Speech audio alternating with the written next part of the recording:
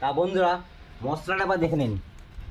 এখানে 4টে এলাচ আছে, 4টে লং, দারচিনি আর চন্দনা একসঙ্গে আমি দিয়ে দেবো। মশলা সুন্দর ভাজা হয়ে গেছে। এখন দেবো রসুন কষানো, এই কষানো বলি সরি, রসুন থেতো, রসুন আর আদা আছে ভাই। জিরে বাটা। এখন দেবো টমেটো কুচি।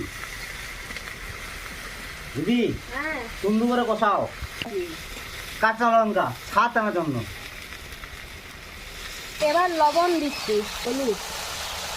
মশলা কষানো হয়ে গেছে, এখন পরিমাণের মতন আমি জল দিয়ে দিচ্ছি ঝোল করার জন্য।